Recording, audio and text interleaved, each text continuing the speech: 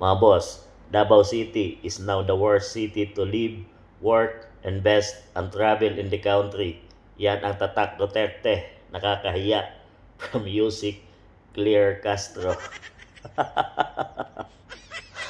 Mukhang may mapait talaga na pakiramdam itong si Auntie Claire sa mga Duterte, mga boss. Hindi lang sa mga Duterte, dinamay niya na, pati Davao City. Sino ang mga taga Davao City dito, mga boss? Patunayan yung mali si Auntie Claire Castro sa kanyang pinagsasabi. Davao City ay isa sa mga umaasensong lugar at panagkakatiwalaan ng mga investors. Patunay yan sa pagsulpot ng mga madaming investment, naglalakihang mga hotels, building, tulay diyan sa Davao City, mga boss. Dahil sa tiwala ng mga investors na dito sa Davao City ay less corruption. So magandang pamumuno at talagang safe count o safe place in the Philippines. Isa sa mga safe ito. At talagang kung ako ang investors ay talagang dito ko na gustong invest at mamuhay, tumira dahil sa safe ang aking negosyo at unang-una ang aking pamilya. So yan ang pinaka-importante, mga boss. Pero ayaw ni Auntie Claire na tumira at pumunta sa Davao City. Dahil isa daw ito sa pinaka-worst city to live, work, and invest. At syempre, pag-travel ka. So grabe ang pait. Mukhang may mapakla talaga na mapaklang karanasan talaga ito si Auntie Claire, mga boss. Ito, mga boss, spokesperson to ng Pangulo at ng Malacanang, mga boss. Pero ganito siya magsasalita. Mukhang nagbablog lang si Auntie Claire.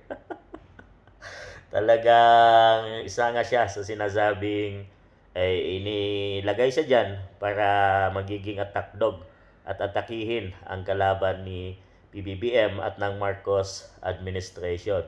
Pag-usapang Duterte, talagang umiinit at kumukulo ang ang dugo ni Auntie Claire, mga boss. At lahat ng salita na mapapait, mapapakla at against sa Duterte ay ilalabas niya yan. Ganyan ang tatak Auntie Claire. So, kung sino man ang taga Davao City, mga boss, ay patunayan nyo na mali itong pinagsasabi ng chismosa ng Malacanang. Dahil lahat na lang ng pangit ay binabato niya sa mga Duterte at lahat ng magaganda at ay kukolektahin niya at ibabato laban kay PBBF. So, hindi pa ako nakapunta ng Davao City pero nakikita ko sa mga vlogs ng ibang or mga reaction ng ibang mga taong nakapunta na doon ay talagang maganda at masarap mamuhay sa Davao City. Peaceful at talagang malinis. Pati ang kanilang kalsada, walang mga spaghetti wires.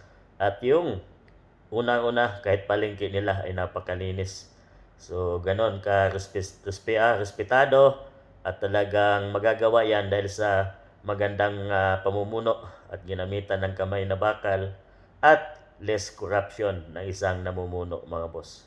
Kayo, mga boss, kayo nang umusga kung talaga nakapunta na kayo ng Davao at kilala nyo na ang mga Duterte. Patunayan yung mali si Auntie Claire sa kanyang mga pinagsasabi.